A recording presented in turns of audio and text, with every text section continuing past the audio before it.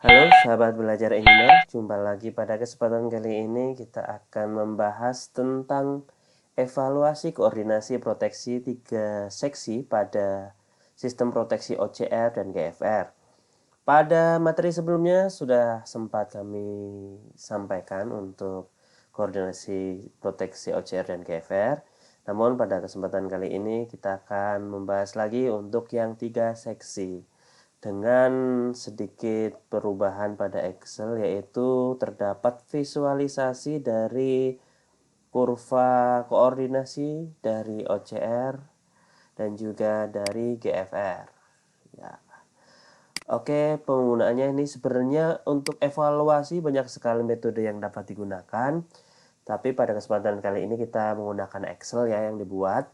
Sebenarnya ada beberapa software-software yang mempermudah kita untuk melakukan evaluasi. Salah satunya adalah Matcat dan sebagainya. Nanti akan kita bahas pada kesempatan selanjutnya. Oke, kita lanjut aja untuk bagaimana sih untuk mengevaluasi sistem proteksi OCR dan GFR pada 3 seksi. Pada pada Excel ini kita cukup memasukkan data-data yang diperlukan atau ada yang di lapangan pada yang kolom berlogo merah seperti ini. Di sini ada 3 seksi. Yang pertama seksi untuk penyulang, ini penyulang A. Satu, yang kedua adalah seksi untuk recloser 1 dan recloser 2. Nah, di sini kita masukkan aja data-datanya sesuai dengan yang ada di lapangan. Saya ambil contoh di sini untuk setting proteksi, untuk setting penyulang A dengan nilai low set atau di sini namanya I lebih darinya ada 1 yaitu sekitar 300 ampere dan TMS atau time multiple settingnya yaitu 0,3 TMS. Kurva yang kita gunakan adalah standar inverse. Di sini sebenarnya kita bisa rubah-rubah standar inverse, very inverse, extremely inverse, long term inverse. Nah, tergantung dari kita yang mau gunakan itu yang skema kurva mana, karakteristik inverse mana yang kita gunakan. Namun pada kesempatan kali ini kita gunakan standar inverse. Oke, yang selanjutnya masih di OCR. Kita juga bisa memasukkan untuk yang nilai setting dari recloser 1 dengan low set atau overcurrent pertama yaitu dengan nilai 200 ampere dan TMS-nya lebih kecil yaitu 0,2.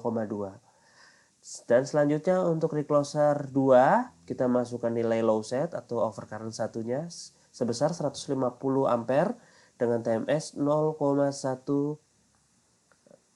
pada kurva standar inverse. Terus dari mana nilai-nilai seperti ini? Nilai-nilai seperti ini sangat ditentukan dari beberapa faktor. Apabila untuk setting arus, faktor yang lebih dominan adalah nilai kekuatan atau pembatasan yang digunakan pada masing-masing seksi. Sebagai contoh, di sini adalah untuk penyulang dengan 300. Sebagai contoh yaitu pada kubikel tersebut mempunyai kapasitas current transformer sebesar 300 ampere per 5, misal seperti itu. Maka hanya boleh diberi beban sebesar 100% dari nominal CT atau bisa juga 120% dari nominal CT, namun hanya pada waktu tertentu sesuai dengan kemampuan dari CT. Sebagai contoh, 120% hanya dapat berlaku selama 3 jam atau 4 jam, tergantung dari spesifikasi dari CT tersebut. Dan juga harus memperhatikan faktor dari kapasitas kemampuan dari circuit breaker. Yang kedua. Yang ketiga adalah kapasitas dari yang dilindungi, yaitu penghantar. Harus kita tahu KHA atau kekuatan hantar arus dari kabel yang kita lindungi. Tidak boleh melebihi terlalu besar dari KHA-nya. Yang ketiga adalah kita sesuaikan dari nilai beban puncak. Kalau kita mau sangat optimal yaitu 110 hingga 120%. Tetapi jika kita tidak mau terlalu sering mengganti ketika terjadi penaikan atau penurunan dari beban puncak, kita bisa menggunakan dengan nilai maksimal dari rating CT atau kubikel yang ada, kubikel pada sirkuit breaker yang ada. Dan selanjutnya untuk recloser sama seperti yang tadi, tetapi di sini lebih juga dibatasi dengan nilai arus beban yang ada. Jadi misalkan sangat berbeda antara arus yang mengalir di pangkal dari penyulang A akan lebih besar jika dibanding dengan arus yang mengalir di recloser 1 karena sebagian beban yang ada di antara penyulang A dan recloser 1 tidak tercover oleh recloser 1 sehingga akan terjadi pengurangan beban. Sehingga beban puncak dari recloser 1 akan berkurang dan ini jadi patokan sehingga diturunkan lagi untuk grading arus atau perbedaan arus dari recloser 1 dan juga penyulang A. Begitu juga recloser 2 dan penyulang 1 akan terjadi penurunan. Nilai TMS sangat dipengaruhi dengan nilai setting arus dan setting waktu yang kita tentukan. Misal grading waktunya 0,3 second, 0,2 second, 0,1 second dimasukkan ke rumus TMS dan juga dimasukkan dengan arus hubung singkat sesuai dari hasil simulasi sistem tenaga. Oke, selanjutnya untuk GFR sama juga ini selanjutnya untuk yang maaf, kita lanjutkan untuk yang nilai high set atau instan. Di sini kita masukkan 4000, 3000 dan 1500. Oke, akan menghasilkan kurva seperti ini. Nah, yang hijau adalah penyulang A, yang merah yang oranye adalah penyulang recloser 1, yang biru adalah recloser 2. Nah, di sini terlihat tidak terjadi adanya overlapping atau perpotongan antara ketiga fungsi proteksi OCR sehingga ini dinyatakan sangat baik. Nah, apalagi yang harus diperhatikan ketika ini dinyatakan baik atau kurang baik, yaitu dengan cara harus melihat pada nilai-nilai arus tertentu itu harus terdapat selisih waktu yang cukup, yaitu sebesar 100 hingga 200 milisecond. Untuk apa? Karena akan terjadi butuh 200 sampai 100 sampai 200 milisecond untuk melepas arus gangguan karena ada waktu kerja dari kontak sirkuit breaker yang ada dan juga waktu respon dari relay tersebut. Sehingga untuk tidak terjadi malfunction harus ada selisih waktu tersebut. Oke, kita masukkan aja untuk seolah-olah terjadi gangguan di arus berapa. Saya contohkan di sini mungkin dari 1000 dulu, 1000. Nah, dengan nilai 1000 di sini kita diperoleh bahwa penyulang A akan trip di waktu 1,7 second atau 1723 milisecond. Sedangkan recloser 1 akan trip di 0,856 dan recloser 2 akan trip di 0,362 pada second. Di sini terlihat terjadi perbedaan atau selisih dari nilai masing-masing ketika terjadi arus gangguan dan lebih dari 200 milisecond.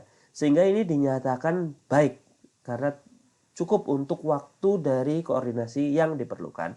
Kita naikkan lagi menjadi 2000 misal. Nah, tetap aja dari ketiga di sini akan terjadi selisih waktu yang cukup baik. Sehingga ini dinyatakan cukup baik untuk koordinasi overcurrent dari penyulang recloser 1 dan recloser 2. Lalu apalagi yang harus kita perhatikan? Yang harus perhatikan adalah nilai-nilai arus gangguan ini harus disesuaikan dengan nilai simulasi yang ada di lapangan.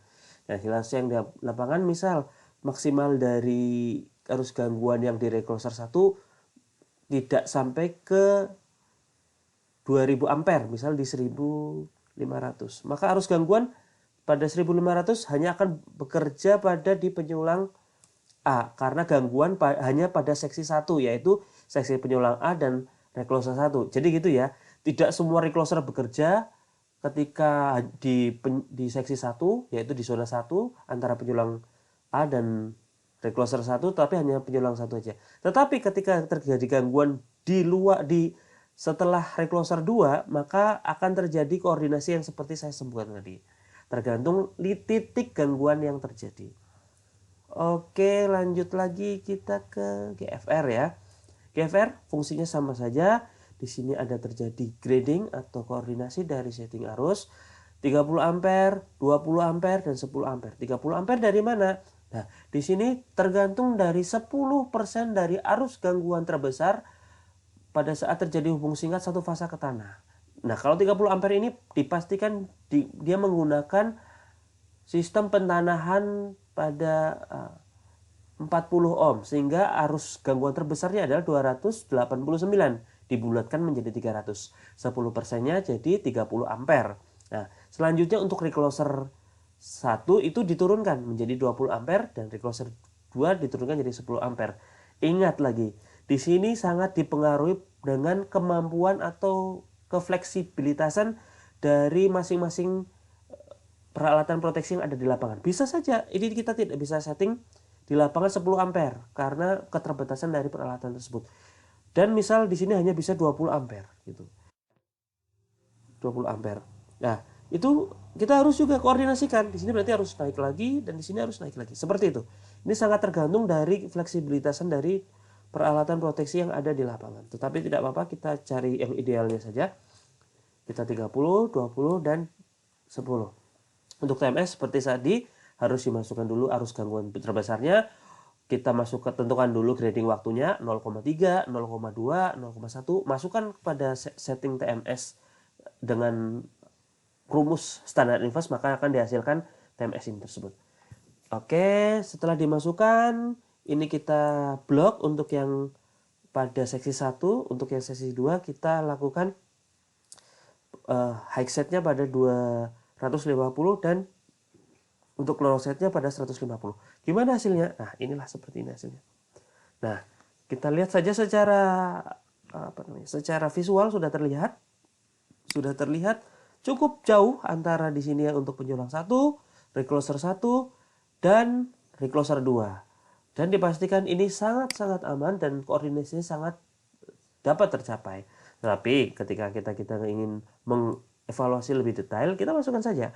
Sebagai contoh, terjadi pohon menyentuh kabel listrik dan menyebabkan arus gangguan 100 milisecond yang terjadi gangguan pada zona setelah recloser 2. Ya, pada recloser 2 gangguannya terjadi di setelah recloser 2. Maka 100 ampere, recloser 2 akan trip dulu pada waktu yang 0,059. Apabila tidak trip, maka akan mengetripkan recloser 1. Apabila tidak trip, akan mengetripkan penjulang A. Nah, itulah koordinasi.